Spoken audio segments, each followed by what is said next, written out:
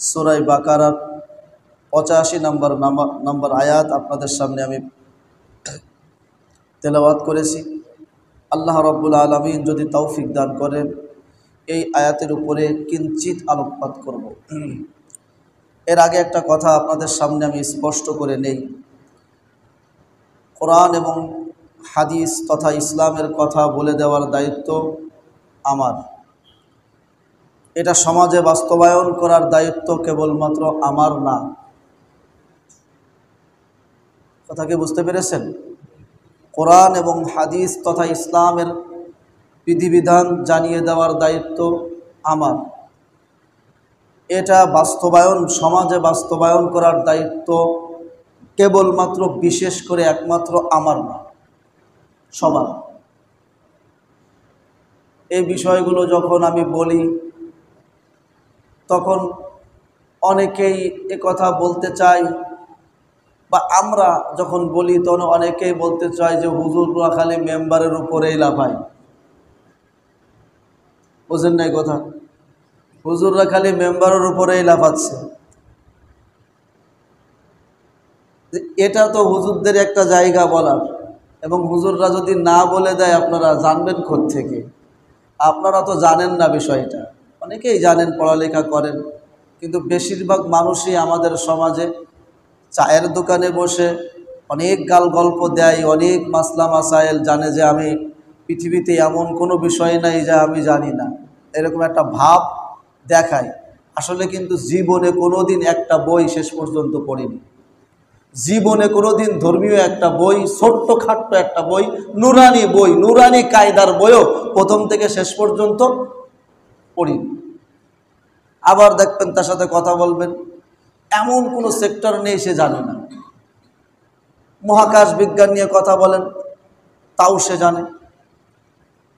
অথচ যদি বলা হয় যে ভাই তার আপনার নামটা একটু সই করেন তো, কলমও কীভাবে ধরতে হয় তাও অনেকেই জানে না, যে সঠিক নিয়ম কলম ধরার কি আছে। যাই হোক, সবাই বিষয়টা বলার দায়িত্ব আমাদের, কিন্তু এটা বাস্তবায়ন সমাজে করার। যেমন আমি বলে দিলাম যে চুরি করলে ইসলামী বিধান হলো যে সমাজ ব্যবস্থা যদি কায়েম হয় তাহলে আপনার হাত কেটে দিতে হবে। এটার দায়িত্ব কার? বলে দেওয়ার। কোরআন আয়াত যেহেতু আমি জানি, তার ব্যাখ্যা যেহেতু আমি জানি, কতটুক চুরি করলে, কোন পরিমাণ অর্থ চুরি করলে এর হাত কাটা যাবে, এবং চুরির পরে যদি আবার চুরি, একবার হাত কাটছেন আবার চুরি করছে, তাহলে এখন কি করতে হবে? আবার চুরি করছে, তাহলে কি করতে হবে? আবার চুরি করছে, তাহলে কি করতে হবে? এই বিধিবিধানগুলো আমি জানি, আমি আপনাদের জানাই দেওয়ার দায়িত্ব। কিন্তু এই ইসলামী রাষ্ট্র কায়েম করে ফেলবো এবং এটাকে আমি বাস্তবায়ন করে হাত আমি নিজে দায়িত্বে কাটিয়ে দেব, এই দায়িত্ব কি ভাই আমার? আপনি কোন? এই দায়িত্ব আমার। আর এখন যদি বলেন তাহলে হুজুর এই দায়িত্ব কথা বলার দরকারই নেই, সেটা আমি মানতে পারবো না। যেহেতু আমার একটা জবাবদিহিতা আপনাদের কাছে না থাকলেও আমার জবাবদিহিতা আমার মালিকের কাছে অবশ্যই আছে, এবং আমার মালিক আমাকে পাই টু পাই এই জবাবদিহিতা কিয়ামতের মাঠে নিবেন। যে তোমাকে আমি এলেম দিছিলাম, এই এলেম অনুযায়ী তুমি মানুষকে কতটুকু জানিয়েছো। তোমাকে একটা জায়গা দিছিলাম, খতিবের জায়গা, যেখানে প্রত্যেক জুমায় তোমার শত শত লোক তোমার সামনে আসতো, ইসলাম সম্পর্কে কি বুঝিয়েছো, কতটুকু গোপন করেছো, পিঠ বাঁচানোর দায়, আর কতটুকু প্রকাশ করেছো, এর জবাবদিহিতা দিয়ে যাও। আমি কি দেবো ভাই? আমারে বলেন, আমার কি আছে ভাই? তো আমরা দুনিয়াতে এসেছি, এই দুনিয়াতে থাকবো না, আজকে যাই কালকে যাই। এই গত সপ্তাহে দেখলাম একটা ওমান থেকে একটা লোক আসতে, যে একটা নিউজ দেখলাম যে ওমান থেকে একটা লোক আসতেছে। তো যাই হোক, সেই লোকটা তার পরিবার তাকে আনতে গেছে আপনার এয়ারপোর্টে। তো সে ওমান থেকে গাড়িতে উঠেছে একটা বড় মাইক্রোর মধ্যে। তো মাইক্রোটা খালের মধ্যে চলে গেছে, সে বেরোইতে পারছে, ড্রাইভার বেরোইতে পারছে, পিছনের কেউ বেরোইতে পারে নাই। 7 জনই মৃত্যুবরণ করেছে। তার পরিবারের, ওমান থেকে বাড়ি যেতে পারে নাই, তার পরিবারের 7 জনই শেষ। তো রাস্তাঘাটে পানিতে আগুনে পুড়ে অসংখ্য অগণিত মানুষ প্রতিদিনই অ্যাক্সিডেন্টের মাধ্যমে চলে যাচ্ছে। দুনিয়ায় থাকার জায়গা না, একদিন না একদিন আপনি চলে যাবেনই। আজকে যান কালকে যান, কারো আঘাতে যান, নিজে মরেন, হাসপাতালের বেডে মরেন, আগুনে পুড়ে মরেন, যেভাবেই হোক আপনাকে যেতে হবে। যাওয়ার পরে আর কেউ ফিরে আসে নাই, আসবেও না। এবং আমি যেহেতু কোরআন এবং সুন্নাহর ধারক বাহক হিসেবে অকট্ট বিশ্বাস আমার ভিতরে আছে, যে আমি বিশ্বাস করি অবশ্যই কিয়ামতের মাঠে আমাকে দাঁড়াতে হবে, অবশ্যই আমাকে প্রত্যেকটা জীবনের প্রত্যেকটা সেক্টরের প্রত্যেকটা মুহূর্তের আমার হিসাব জবাবদিহিতা আমাকে অবশ্যই দিতে হবে। এই বিশ্বাস আমি করি, তাও ইয়াকিনের সাথে করি, অকট্টভাবে করি। সুতরাং আমাকে না, আমার জীবন যদি 100 কোটিবারও যদি হত্যা করা হয়, 100বারও যদি আমাকে ফাঁসির কাস্টে ঝুলিয়ে দেওয়া হয়, তবুও ওই কথাগুলো আমার বলে যেতেই হবে, যেহেতু একটা বড় হিসাবের একটা কাঠগোড়া আমার সামনে আছে না নাই? আছে। পূর্ববর্তী জামানার ধর্মগুলো বিলীন হয়ে গেছে একটা মাত্রই কারণে। এই বিলীন করেছে একমাত্র এই পাদ্রীরাই, বিলীন করেছে আলেমরাই। ধর্মগুলো বিলীন করার কারণ এই আলেমরাই। তারা নিজেদের স্বার্থে সত্য কথাগুলো গোপন করেছে, আর যেগুলো আসলে ফায়দাজনক তাদের জন্য সেগুলো সমাজে প্রচার করেছে, সেগুলোই বাস্তবায়ন করেছে। যেমন মিষ্টি খাওয়ার সুন্নত, মিষ্টি খাওয়ার সুন্নত যদি আমি বাস্তবায়ন করি, হাদিয়া নেওয়া দেওয়ার সুন্নত যদি আমি কথা বলি, বারবার করে বলি, আর মানুষের সামনে মানুষ যদি এতে অভ্যস্ত হয়, আমার হাদিয়া বাড়বে। কথা বোঝেন নাই? আমি যদি বলি মৃত্যুর পরে 3 দিন 40 এটা আদায় করতে হবে, এটা করলে ফায়দা আছে, আপনার মৃত ব্যক্তির আপনার আব্বা আম্মা আরশে আজিম ছাড়ায় তার উপরে চলে যাবে, জান্নাতুল ফেরদাউসের আলা মাকাম পাবে, তাহলে আপনারা প্রতিনিয়ত আপনারা আপনাদের আব্বা আম্মার জন্য আপনারা মিলাদ মাহফিলের আয়োজন করবেন, খতিব হিসেবে আমাকে দাওয়াত দেবেন, কিছু হাদিয়া কিছু খাওয়া দাওয়া, আলহামদুলিল্লাহ ভালোই চলবে দিন। বিষয়টা এমন না। এই বিষয়টার যখন আলেম উলামারা পূর্ববর্তী জামানার পূর্ববর্তী তাওরাত এবং ইনজিল কিতাবের আলেম উলামারা যখন এটা শুরু করলো, তখন তাদের ধর্ম বিকৃতি হওয়া শুরু করলো। আর যেহেতু আল্লাহ তাআলা বলেছেন যে এই কিতাব আমি ইন্না নাহনু নাযালনা যিকরা ওয়া ইন্না লাহু লাহাফিজুন, কোরআন আমি নাজিল করেছি, কিয়ামত পর্যন্ত আগত মানুষের সমস্ত বিধিবিধান জীবন চালানোর জন্য যত সেক্টর লাগে, যত সেক্টর আছে, সমস্ত সেক্টরের সব কিছুর বিধিবিধান স্পষ্ট কিয়ামত পর্যন্ত দেওয়ার জন্য আমি এটা নাজিল করেছি, আর এটার হেফাজতের দায়িত্ব আমি নিয়েছি।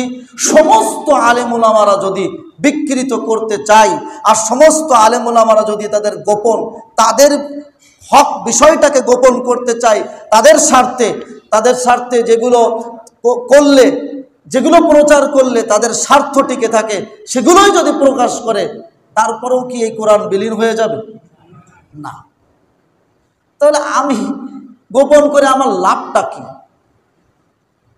হয়তো কেউ না কেউ আল্লাহ তাআলা কারো না কারো মাধ্যমে আপনাদের কানে পৌঁছায় দেবে, শুধু আমি পিছনে পড়ে যাব। তো আমি এই কাফেলা থেকে পিছনে থাকতে চাই না। যতদিন এই মঞ্চে আসি, আমি তো শুরুর দিনেই বলেছিলাম, যেদিন আমি এই মঞ্চে খতিব হিসেবে নিয়োগ হয়েছিলাম, সেদিনই আপনাদেরকে আমি বলেছিলাম 5 মিনিট আপনাদের সুযোগ আছে, কোরআন এবং হাদিসের সহি কথাগুলো আপনাদের সামনে কি প্রকাশ করব, নাকি আপনাদের অনুযায়ী কথাগুলো প্রকাশ করব। 5 মিনিট টাইম, আপনারা ওই 5 মিনিট নিচে, এখন আমার স্মরণ আছে আপনারা 5 মিনিট নিয়েছিলেন না। আপনারা বলেছিলেন হুজুর কোরআন এবং হাদিসের কথা আপনি অকট্টভাবে প্রকাশ করবেন, আপনি একবার নির্বিঘ্নে প্রকাশ করবেন, তাই কারো পক্ষে যাক কারো বিপক্ষে যাক, ওটা দেখার টাইম আপনার নাই। এ কথা যখন আপনি বলেছিলেন, আমি তখন বলেছিলাম যদি আপনারা এই পথে একমত হন, তাহলে আমি খতিব হিসেবে এখানে থাকবো, আর যদি বলেন না একমত না আপনি মসজিদের মানুষ, মসজিদের বাইরের কোনো কথা আপনার জন্য মুখ দিয়ে না শুনি, তাহলে ভাই আমি রিক্সা চালাই খাবো। যদি মঞ্চ কোন দিন কায়েম হয় সত্য কথা বলার, তাহলে সেই মঞ্চে আমি কথা বলবো, আমি নির্বিঘ্নে আমি কোরআন এবং হাদিসের সত্য কথাগুলো মানুষের সামনে স্পষ্ট করে বলে যাব। তাই আমার গর্দান থাক, আমার যা কিছু থাক বা না থাক, কারণ আমার তো একটা জবাবদিহিতা আছে ভাই। সেই জবাবদিহিতায় যদি আমি ঠকে যাই, তো আজীবনের জবাবদিহিতায় আমি ঠকে গেলাম। আজকে আসি কালকে নাই, ওই জবাবদিহিতা আমাকে জিততেই হবে। এটা আমাদের একটা টার্গেট, যার কারণে আমরা সমস্ত বিলাসিতাকে পিছনে ফেলে আমরা মাদ্রাসার লাইনকে, কোরআন এবং সুন্নাহর লাইনকে আমরা বেছে নিয়েছি। এটা হলো আমার শুরুতের ভূমিকা। এবার আসেন, আমি যে আয়াত আপনাদের সামনে তেলাওয়াত করেছি, এই আয়াত সম্পর্কে যে কথাগুলো আপনাদের সামনে বলবো, অত্যন্ত গুরুত্বপূর্ণ কথা। ইমানি কথা এবং কুফুরি কথা, ইমান এবং কুফুরের মাঝের বিষয়ের কথা। এখানে গড়িমসি করার কোনো সুযোগ নাই, যে কোনো একটা পক্ষ আপনাকে নিতে হবে। হয় আপনি ইমানের পক্ষে আসবেন, তা না হলে আপনি কুফুরের পক্ষে যাবেন, সেটা আপনাকে বেছে নিতে হবে। আল্লাহ তাআলা সূরা বাকারার মধ্যে 2 নম্বর পারার 11 নম্বর পারার প্রথম পৃষ্ঠায় 11 নম্বর পৃষ্ঠায় আল্লাহ তাআলা বলেন, ইয়া আইয়ুহাল্লাযীনা আমানু দুখুলু ফিস সিলমি কাফা, হে ঈমানদারগণ, তোমরা যখন লা ইলাহা ইল্লাল্লাহ উচ্চারণ করেছো, পরিপূর্ণরূপে ইসলামের মধ্যে তোমাদেরকে ঢুকতে হবে। আফাতুমিনুনা বিবাদিল কিতাবি ওয়া তাকফুরুনা বিবাদ, এরকম করলে তুমি মুসলমান থাকবা না যে কোরআনের কিছু অংশ মেনে নিলাম, কিছু অংশ মানলাম না। এরকম করলে কি আমি মুমিন থাকতে পারবো? বলেন তো। আমি কোরআনের যদি কিছু অংশ মেনে নেই আর কিছু অংশ বাদ দেই, আমি কি মুমিন থাকতে পারবো? আমরা যখন ইসলাম গ্রহণ করেছিলাম, আমরা তো আমাদের পৈতৃক সূত্রে ইসলাম পাওয়া, তারপরেও নুরানিতে বা আমাদের বক্তব্যগুলোতে ইমানে মুজমাল পড়ানো হয়। ইমানে মুজমাল জানেন তো? ইমানে মুজমাল, আমানতু বিল্লাহি কামা হুয়া বিআসমাইহি ওয়া সিফাতিহি ওয়া ক্বাবিলতু জামিআ, আমি ঈমান আনলাম আল্লাহর উপরে, তার গুণ এবং সিফাত, তার গুণাবলীর উপরে, এবং ওয়া ক্বাবিলতু জামিআ আহকামিহি, তার সমস্ত আহকামকে আমি গ্রহণ করে নিলাম, এরপরে আমি মুসলমান। কথা কি বুঝতে পেরেছেন? আমি সমস্ত আহকামগুলোকে গ্রহণ করে নিলাম, এরপরে আমি মুসলমান। যদি কোনো আহকামকে আমি না মানি, একটা হলো আমি সেটাকে মানতে পারতেছি না, একটা বিষয়, আরেকটা সেটা বিশ্বাসেই আমি আনি না। যদি আপনি নামাজ না আদায় করেন, তাহলে আপনি মুসলমান থাকবেন, তবে আপনি একটা বড় ধরনের কবিরা গুনাহ করলেন, বিষয় একটা। আপনি মুসলমানের থেকে খারেজ হলেন না, মুসলমানের থেকে বাদ হলেন না। কিন্তু যদি কোনো মুসলমান বলে যে আমি জোহরের নামাজ মানি না, বলেন তো সে কি আর মুসলমান থাকবে? থাকবে বলেন? আপনি রোজা রাখতে পারলেন না, কিন্তু যদি বলেন ঠিক আছে আপনি রোজা রাখতে পারলেন না, আপনি রমজানের রোজা একটা ছাড়লে আপনি মুসলমান থাকবেন, কিন্তু আপনি বড় ধরনের একটা কবিরা গুনাহ করলেন। কিন্তু যখন কোনো মুসলমান বলবে যে আমি এত কষ্টের রোজা আমি মানিই না, ভাই সে কি আর মুসলমান থাকবে? আমরা সহজ বিষয়গুলো, যাকাত আপনি দেন না, কিন্তু জাকাতের বিষয় যদি অস্বীকার করেন যে জাকাত বলতে ইসলামে কিছুই না, ওগুলো আমি মানি না, আপনি মুসলমান থাকবেন না। আপনি যদি হজ আদায় করেন না, হজ আপনার উপরে ফরজ, আদায় করলেন না, কিন্তু আদায় করলেন না তো করলেন না, এটা একটা বিষয়। আপনি বললেন এত টাকা দিয়ে হজ করে কি হবে, ও হজ দরকার আছে নাকি? বলেন তো, আপনি কি মুসলমান থাকবেন? না। আপনি মুসলমানিত্বটাকে এত সহজ ভাবেন না। অনুরূপভাবে আমাদের সমাজে রাজনৈতিক কারণে অনেক কথাগুলো মানুষের মাঝে তথা আমাদের সংবিধানের মধ্যে ঢুকিয়ে দেওয়া হয়েছে, যেগুলো মানলে আপনার ঈমান থাকবে না। আমাদের সংবিধানে এমন কিছু নীতি ঢুকিয়ে দেওয়া হয়েছে মূল উৎস হিসেবে, যেগুলো মানলে ঈমান থাকবে না। বলেন তো, এবার যদি ঈমান না থাকে, তাহলে কেউ একজন ওই কথাটা মানলো এবং ওই কথাটা বিশ্বাস করলো, তার কি ঈমান আছে? যদি সেটা কুফরি কথা হয়, ঈমান আছে। তাহলে আমার দায়িত্ব কি? এই বিষয়টাকে জানায় দেওয়া। এখন এই সংবিধান থেকে উঠিয়ে দিয়ে সেটা কাজ করে সমস্ত সংবিধান ছিঁড়ে ফেলে আবার নতুন করে সংবিধান তৈরি করা, এটাকে আমার একার দায়িত্ব? যদি কেউ বলে হুজুররা যে খতিব মঞ্চে লাফাচ্ছে, হুজুররা এই যে আপনার মেম্বারে লাফাচ্ছে, আসলে হুজুরকে কোনো কাজ নেই, এটা তার একান্ত নিছক ভ্রান্ত একটা ধারণা। আমার দায়িত্ব জানিয়ে দেওয়া, শুধু একা এককেন্দ্রিক আমাকে এই কুফরি মতবাদকে এককেন্দ্রিক উঠিয়ে দেওয়ার দায়িত্ব আমার না, এটা সবার দায়িত্ব।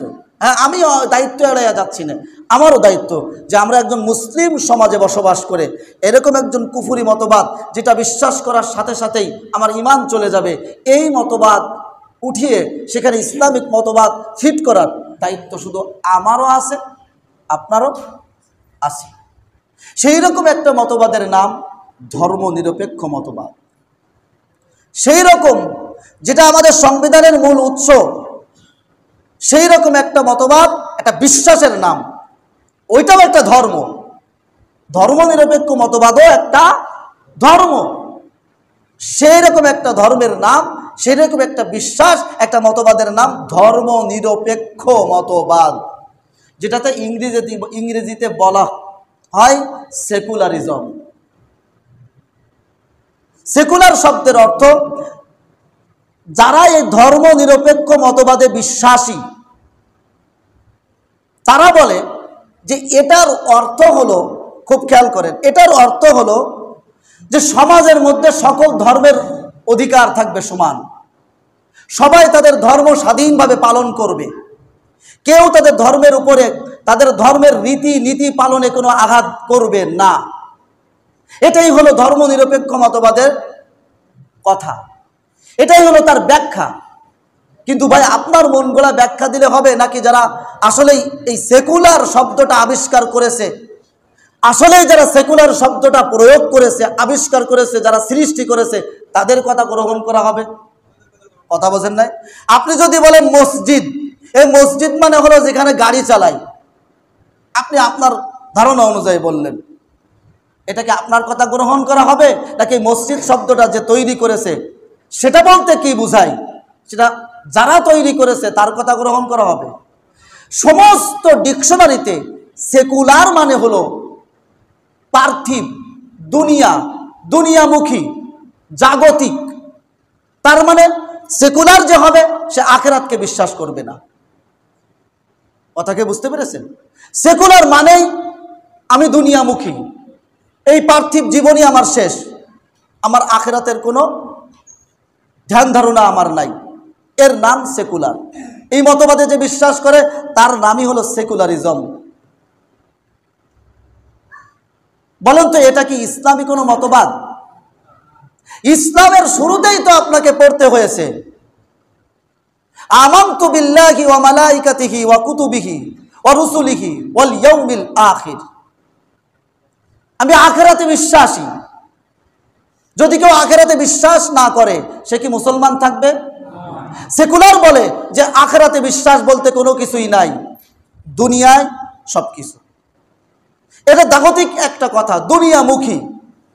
এর চূড়ান্ত ব্যাখ্যা হলো যে রাজনীতি, শিক্ষানীতি, আইন, অর্থনীতি, সামাজিক সংস্কৃতির মধ্যে ধর্ম বলে কোনো কিছু থাকবে না। শুধুমাত্র ব্যক্তি কেন্দ্রিক ধর্ম থাকতে পারবে, তাও স্বাধীনভাবে চলবে। এই ধর্ম রাজনীতি, পার্লামেন্টে আসতে পারবে না। তার মানে বিচার ব্যবস্থায় কোনো ধর্ম থাকবে না। আসেন, বিচার ব্যবস্থার যে আইনগুলো আছে কোরআনের ভিতরে, সেগুলো একজন ধর্ম নিরপেক্ষ মতবাদে বিশ্বাসী ব্যক্তি সেগুলো কি বিশ্বাস করলো? শাসন ব্যবস্থা চালাতে যে আইনগুলো আল্লাহ তাআলা দিয়েছেন, আস-সারিকু ওয়াস-সারিকু ফাকতাউ বাইনা আইদিয়াহুমা, হাত কেটে দাও, আজ-জানিয়াতু ওয়াজ-জানি ফাজলিদু কুল্লা ওয়াহিদিম মিনহুমা মিয়াতা জালদা, জিনা করলে তাকে আপনি দোররা মারো অথবা তাকে পাথর মেরে নিক্ষেপ করে হত্যা করে দাও। এটা আল্লাহর আইন। এই আইন কি সেই লোক এই আয়াত মানলো যে ধর্মনিরপেক্ষ বিশ্বাসী? সে তো বলতেছে ভাই রাজনীতির মধ্যে ধর্ম আসতে পারবে না, ভাই পার্লামেন্টে ধর্ম আসবে না। সে বলতেছে আদালতে ধর্ম থাকতে পারবে না। সে বলতেছে শিক্ষার ভিতরে ধর্ম থাকতে পারবে না। যে ধর্মনিরপেক্ষ মতবাদে বিশ্বাসী তার কথা। সে বলতেছে একমাত্র মসজিদের মধ্যে ধর্ম থাকবে, এছাড়া ধর্ম কোথাও থাকতে পারবে না। তাহলে তো অসংখ্য অগণিত আয়াতকে সে প্রত্যাখ্যান করলো, অসংখ্য অগণিত আয়াতকে সে ছুঁড়ে ফেলে দিল। সে কি আর মুসলমান থাকতে পারলো? বলেন আপনি স্পষ্ট করে বলেন। ধর্মনিরপেক্ষ মতবাদে কেউ বিশ্বাসী হতে পারবে না। কোনো মুমিন, কোনো মুসলমান ধর্মনিরপেক্ষ মতবাদে বিশ্বাসী হতে পারবে না। পৃথিবীতে ধর্মের ব্যাপারে তিন শ্রেণীর মানুষ পাওয়া যাবে। একটা হলো ধর্ম ভাই মানি না, তার নাম হলো নাস্তিক। ধর্ম ভাই মানি না, তার নাম নাস্তিক। তাদের স্বঘোষিত কথাই হলো, তারা তো সবসময় বলে ধর্ম বলতে কিছু নাই, ধর্ম যে আবিষ্কার করেছে আল্লাহ ওটাও বলতে কিছু নাই। নাউযুবিল্লাহ। রাসূল বলতে কিছু নাই। আমরা যা দেখি এটা হলো প্রাকৃতিক, যা দেখি না তা বিশ্বাস করি না। এটা হলো নাস্তিকদের কথা, এরা ধর্মের বিপক্ষে।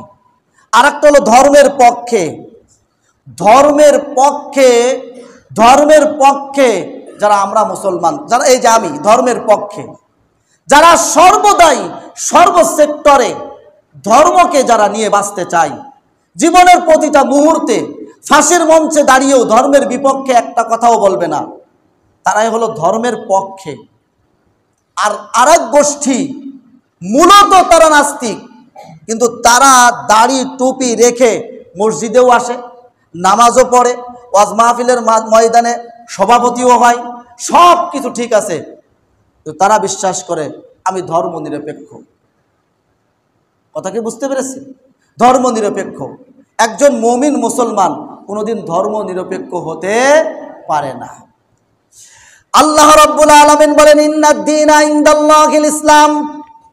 ইসলাম ছাড়া কোনো ধর্ম, কোনো দিন, কোনো জীবন ব্যবস্থা আমি গ্রহণ করব না, আল্লাহর নিকটে গ্রহণ হবে না। একমাত্র ইসলাম নামক এই দিন, এই জীবন। দিন মানে কি ভাই? দিন মানে জীবন ব্যবস্থা। জীবন কাকে বলে? জন্ম থেকে মৃত্যু পর্যন্তের নাম কি? জীবন। এই জীবনের সর্বহালতে যে ব্যবস্থা দেওয়া হয়েছে তার নামই হলো দিন। যেমন একজন ডাক্তার আপনাকে বলল, প্রেসক্রিপশন দিল যে আমার এই ঔষধ অমুক টাইমে, অমুক সময়, অমুক পরিমাণ খেলে তোমার এই রোগটা ভালো হবে, এই প্রেসক্রিপশন দিল। এটা যদি কেউ না মানে তার রোগ কি ভালো হবে? বলেন। আল্লাহ তাআলা জাহান্নাম থেকে বাঁচার জন্য আমাদেরকে একটা প্রেসক্রিপশন দিয়েছেন, তার নাম হলো দিন। এই দিন মানে আমাদের এই বুধবার শুক্রবারের দিন না, এই দিন হলো দয় বয় দীর্ঘী দন্তন্য দিন। দিন মানে ধর্ম। দিনের অনেক অর্থ, দিনের অনেক অর্থ, তার একটা অন্যতম অর্থ হলো দিন মানে ধর্ম, জীবন ব্যবস্থা, জীবনের চালানোর জন্য প্রেসক্রিপশন। এই দিন, বলেন তো, জীবন ব্যবস্থা, এই জীবন কাকে বলে? জন্ম থেকে মৃত্যু পর্যন্ত প্রত্যেকটা সেক্টরে এই দিন মানার নামই হলো দিন মানা। এমন কোনো সময় নাই যে আপনি দিন থেকে, ধর্ম থেকে ফিরে আসতে পারবেন। এমন কোনো সময় নাই যে ধর্ম থেকে আপনি বেঁচে থাকতে পারবেন, এরকম কোনো সময় আল্লাহ দেন নাই। আপনি পায়খানায় গেলেও, পেশাব পায়খানায় গেলেও, প্রাকৃতিক হাজত পূরণ করার জন্য গেলেও সেখানেও দিন আছে না নাই? সেখানেও দিন আছে। এই দিন আপনাকে মানতে হবে পুরোটা। এই জন্য আল্লাহ তাআলা বলেন, ইয়া আইয়ুহাল্লাযীনা আমানু দুখুলু ফিস-সিলমি কাফা। ধর্ম নিরপেক্ষ, ধর্মের ব্যাপারে নিরপেক্ষ থাকা, এটা কোনো মুমিন মুসলমানের কাজ নয়। যে রাজনীতিতে ধর্ম থাকতে পারবে না, খুব খেয়াল করেন, শিক্ষার মধ্যে ধর্ম থাকতে পারবে না, তারপরে সামাজিক সংস্কৃতির মধ্যে ধর্ম থাকতে পারবে না, আইনের মধ্যে ধর্ম থাকতে পারবে না, এরপরে অর্থনীতির মধ্যে ধর্ম থাকতে পারবে না, তাহলে ধর্মটা থাকবে কই? ধর্মটা থাকবে কই? এবার আপনার কাছে আমার প্রশ্ন, কেউ যদি এগুলো না মানে সে কি মুসলমান থাকবে? সুতরাং ধর্ম নিরপেক্ষ মতবাদ একটা কুফরি মতবাদ। এটা যেই মানুষ বিশ্বাস করুক, সে যত বড়ই পীর সাহেব হোক, সে কাফের হয়ে যাবে। এবার আসেন, কেন ইসলামের দৃষ্টিতে ধর্ম নিরপেক্ষ মতবাদ একটি কুফরি মতবাদ, এ নিয়ে আমরা সংক্ষেপে কিছু আলোচনা করি। ইসলাম, প্রথম কথা হলো, এই ধর্ম নিরপেক্ষ মতবাদ মানতে গেলে আল্লাহর হুকুম থেকে আপনি বিচ্ছিন্ন হয়ে যাবেন, যেটা আমি বলেছি একটু আগে। সেটা হলো, ইসলাম পুরো জীবন ব্যবস্থার নামই হলো ইসলাম।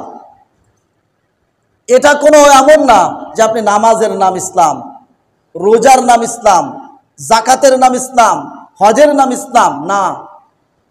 ফুল দিন, ফুল দুনিয়া, দুনিয়ায় যা কিছু আছে, আপনার জীবন যেখানেই আপনি চালান, যে পেশায় আপনি থাকেন, ঘুম থেকে ঘুমানো পর্যন্ত, বরং ওই ঘুমানোর মধ্যেও আপনার দিনকে মানতে হবে, এটার নাম ইসলাম। কিন্তু ধর্ম নিরপেক্ষ মতবাদ কি বলে? যে না, রাজনীতিতে আপনি ইসলাম মানতে পারবেন না, অথবা ধর্ম মানতে পারবেন না, কোন ধর্মের মানুষ, চাইছে হিন্দু ধর্মের হোক, চাইছে খ্রিস্ট ধর্মের হোক, বৌদ্ধ ধর্মের হোক, ইহুদি ধর্মের হোক, মুসলিম ধর্মের হোক, কোন ধর্মের মানুষ ধর্ম নিরপেক্ষ হতে পারে না। কারণ তো সে কিসের পক্ষে?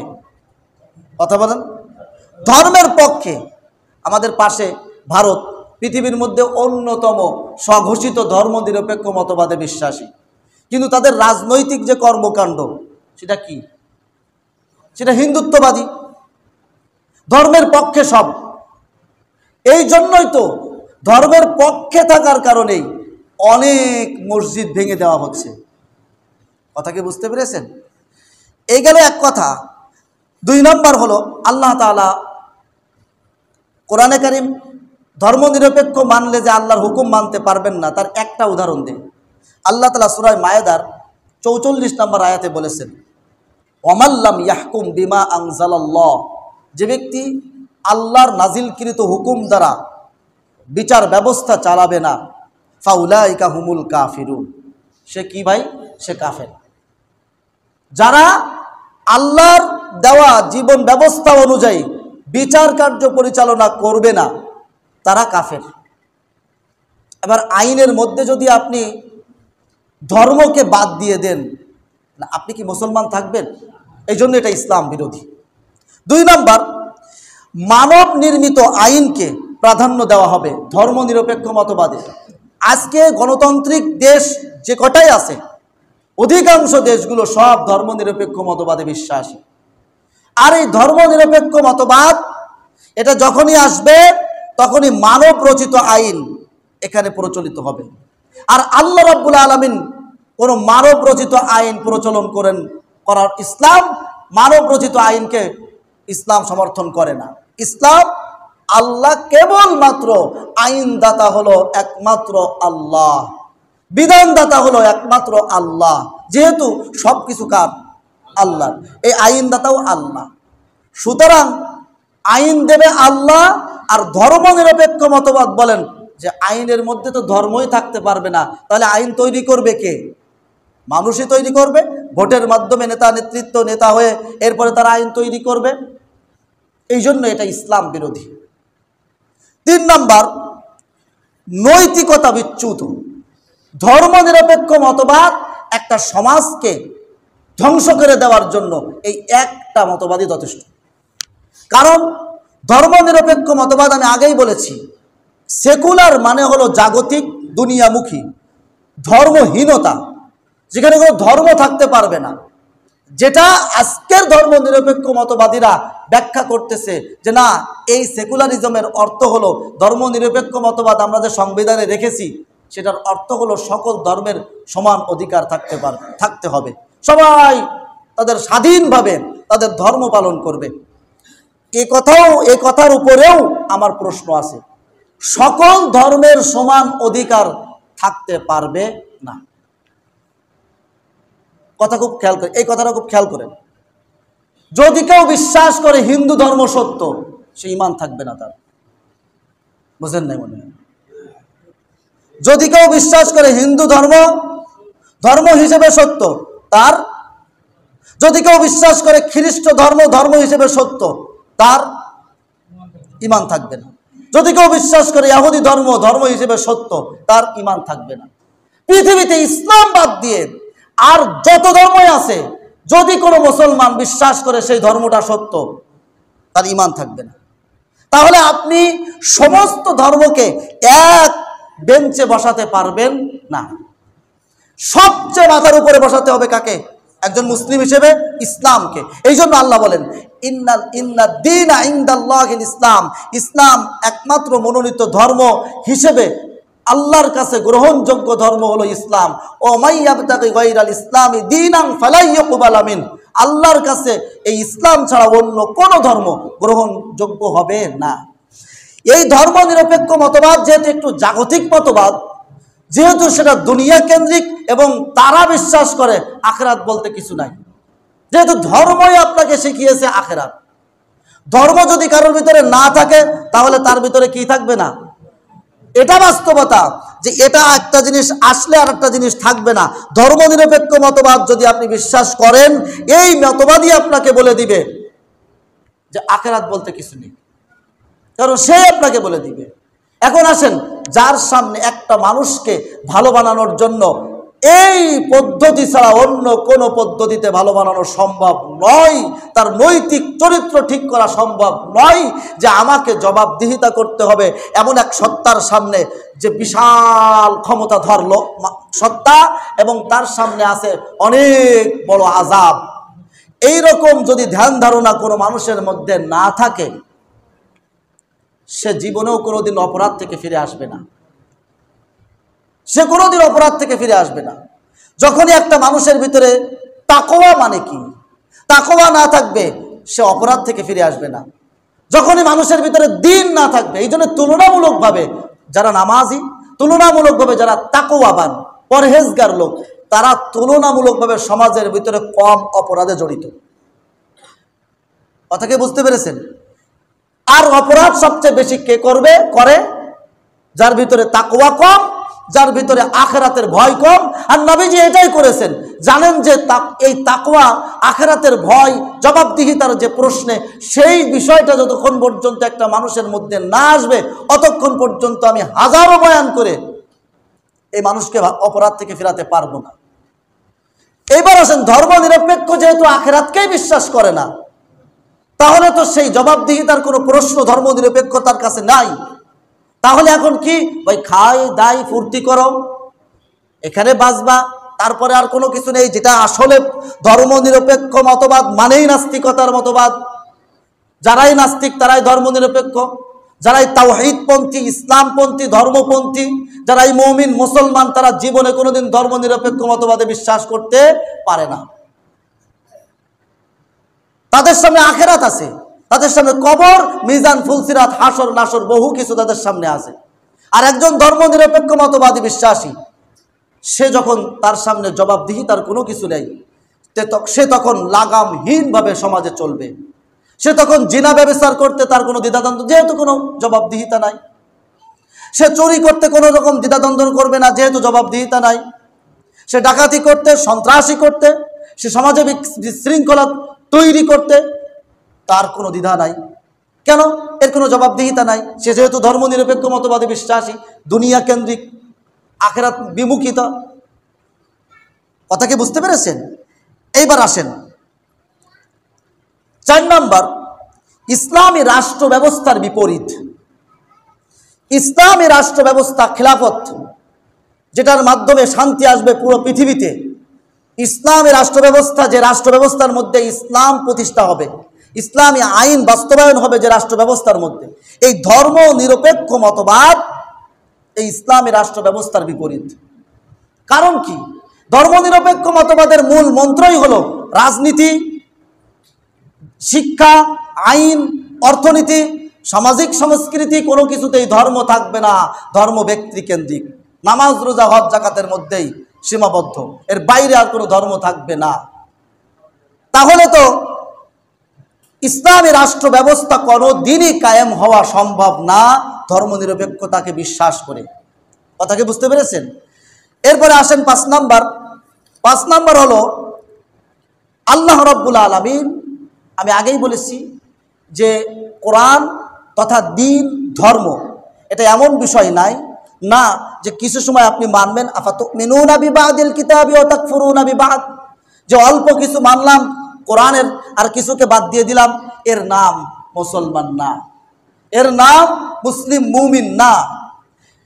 মুসলিম মুমিন তথা ইসলাম হলো দ্বীন, অর্থাৎ ধর্ম, অর্থাৎ পরকাল এবং দুনিয়া দুইটা মিলে। যেমন আমরা, আল্লাহ তাআলা আমাদেরকে শিক্ষা দিচ্ছেন, রব্বানা আতিনা ফিদ দুনিয়া হাসানা ওয়া ফিল আখিরাতি হাসানা। আল্লাহ তাআলা আমাদেরকে শিক্ষা দিচ্ছেন যে তুমি আমার কাছে চাও, হে আল্লাহ আমাকে দুনিয়াতে হাসানা অর্থাৎ কল্যাণ দান করো। তার মানে ধর্ম দুনিয়া বাদ দিয়ে না। ভাই, মরার পরে কেউ যদি 500 বছরও নামাজ পড়ে, তার কি কোনো সওয়াব আছে? না। মরার পরে কোটি টাকাও যদি দান করে সে, আল্লাহ যদি এরকম সুযোগ করে দেয়, মরার পরে তোমাকে সুযোগ দিলাম, তুমি কোটি টাকা দান করে আসো, তারপরেও কি সামান্যতম মরার পরে তার এই কোটি টাকা দান করার কোনো সওয়াব আছে? নাই। তাহলে আখিরাতের সম্পূর্ণ বিষয়টি দুনিয়ার উপরে, এবং দুনিয়া মানে আখিরাত। আমরা মনে করি ব্যবসা বাণিজ্য এটা হলো দুনিয়া, না। ক্ষেত খামার দুনিয়া, না। দুনিয়ার প্রত্যেকটা বিষয়ই হলো আখিরাত, যদি আল্লাহ ওই বিষয়ের মধ্যে থাকে। একটা জানালা বানাইছেন, জানলা বানাইছেন কেন? ঘরের ভিতরে আলো বাতাস আসবে, এটা দুনিয়া। আর আরেকজন জানলা বানাইছে কেন? এখানে আজান আসবে, এটা আখিরাত। বুঝতে পারেন নাই? একজন বাথরুমে যাচ্ছে কেন? শরীর সুস্থ থাকবে। আর একজন বাথরুমে যাচ্ছে, বাথরুমে যাওয়ার নিয়তি হলো আমার শরীরটা সুস্থ থাকবে, আমি ঠিকমতো নামাজ আদায় করতে পারবো, আমার উপরে আল্লাহর অর্পিত দায়িত্ব আমি পালন করতে পারবো। ওই বাথরুম করাটাও তার আখিরাত। একজন মসজিদ বানায়েছে, তার নিয়ত হলো মানুষ আমাকে দানশীল বা মসজিদ বানানো ব্যক্তি বলবে, এটা সম্পূর্ণ দুনিয়া। কথা কি বুঝতে পেরেছেন? সুতরাং একজন নামাজ পড়তেছে, নামাজটাও দুনিয়া হয়ে যাবে, আখিরাত হবে না। পুরো দুনিয়ায় আখিরাত যদি আপনার নিয়ত অথবা তথা আল্লাহ যদি তার ভিতরে থাকে। আপনি টুপি পরে আসছেন, এটাও দুনিয়া হয়ে যেতে পারে। আবার আপনি শুধু শার্ট পরে আসছেন, ওটাও আখিরাত হতে পারে। কথা কি বুঝতে পেরেছেন? ধর্মনিরপেক্ষ মতবাদ সেটা ইবাদতকে বিভক্তি করে ফেলে, ইবাদত তথা দুনিয়া এবং আখিরাতকে বিভক্তি করে ফেলে, জীবনকে দুই ভাগে ভাগ করে। আর ইসলাম তথা দিন, কোরআন তথা আল্লাহ জীবনকে এক কেন্দ্রিক করে তোলে। সব কিছুই ইসলাম, জীবনের কোনো সেক্টর ইসলামের বাইরে নেই। আর তথা ধর্মনিরপেক্ষ বলে যে রাজনীতি ধর্ম থাকতে পারবে না, ধর্মমুক্ত। তারপর শিক্ষা ধর্ম থাকতে পারবে না, তারপরে আপনার আইন ধর্ম থাকতে পারবে না, এরপরে অর্থনীতি ধর্ম থাকতে পারবে না। এই জন্য সুদের মধ্যে সব জড়িত। অর্থনীতির মধ্যে যদি ধর্ম থাকতো, সুদ মুক্ত রাষ্ট্র ব্যবস্থা হতো। তারপরে আইনের মধ্যে যদি ধর্ম থাকতো, তাহলে আজকে এত দুর্নীতি থাকতো না। রাষ্ট্রের মধ্যে যদি ধর্ম থাকতো, এত দুর্নীতি থাকতো না। পার্লামেন্টে যদি ধর্ম থাকতো, সোনায় সোহাগা হয়ে পুরো বাংলাদেশ সোনালা সুজালা সুফালা হয়ে বাংলাদেশ রহমতে ভরে যেত, যদি পার্লামেন্টের মধ্যে ধর্ম যদি থাকতো। এই জন্য প্রিয় মুসলিম ভাইয়েরা, এই ধর্ম নিরপেক্ষ মতবাদে একজন মুমিন মুসলমান যখনই বিশ্বাস করবে, তার ঈমান থাকবে না। সুতরাং আমরা যদি মুমিন মুসলমান থাকতে চাই, যদি আখিরাতকে বিশ্বাস করতে চাই, যদি আল্লাহকে নিয়ে থাকতে চাই, এই ধর্ম নিরপেক্ষ মতবাদে বিশ্বাস করা যাবে না। যারা বিশ্বাস করবে তাদেরকে বুঝাতে হবে, না বুঝলে তাদের সঙ্গ ত্যাগ করতে হবে। আর যারা বিশ্বাস করে না তাদের সাথে থাকতে হবে। আল্লাহ তাআলা আমাদেরকে বুঝ তৌফিক দান করুক। ওয়া আখিরু দাওয়ানা আলহামদুলিল্লাহি রাব্বিল আলামিন। সুন্নাত নামাজ পড়ুন।